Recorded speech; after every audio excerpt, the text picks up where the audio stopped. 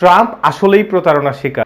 ট্রাম্পের কথায় তিনি যুদ্ধ থামাননি, ট্রাম্পের কোনো ক্রেডিটই দিলেন না, তিনি ট্রাম্পকে জাস্ট ইগনোর করলেন। এই এসসিও সামিট 2025 চায়নায় হওয়ার পর থেকে ট্রাম্প আসলেই প্রতারিত।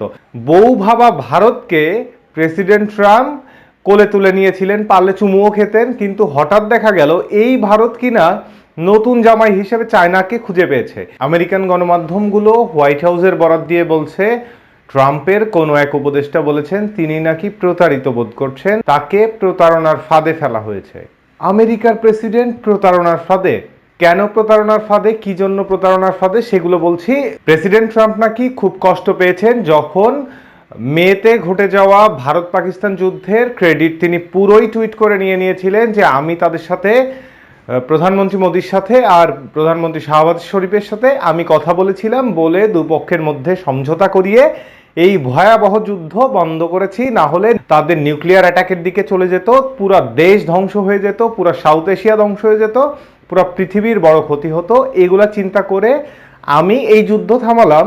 অথচ ভারতের প্রধানমন্ত্রী নরেন্দ্র মোদী সংসদে গিয়ে কিনা বললেন ট্রাম্পের কথায় তিনি যুদ্ধ থামাননি, তিনি ট্রাম্পের কোনো ক্রেডিটই দিলেন না, তিনি ট্রাম্পকে জাস্ট ইগনোর করলেন।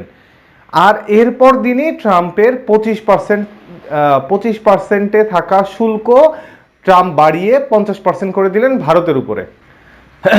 আচ্ছা, যাই হোক, ট্রাম্প প্রতারণার শিকার হয়তো তিনি বলেছেন এভাবে, কিন্তু আমাদের যেটা মনে হয় এই এসসিও সামিট 2025 চায়নায় হওয়ার পর থেকে ট্রাম্প আসলেই প্রতারিত।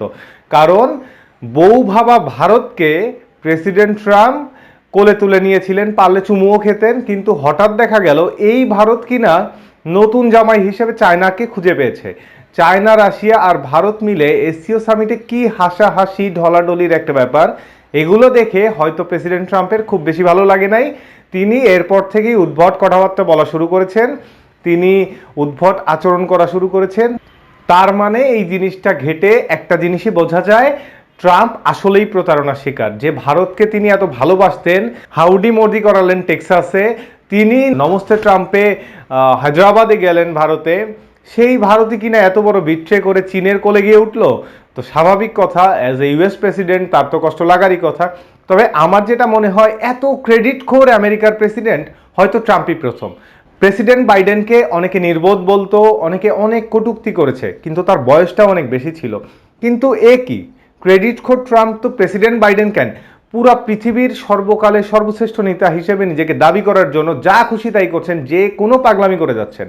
এই এসসিও সামিট 2025 হওয়ার পর থেকেই তার পাগলামি যেন আরো বেশি বেড়েছে।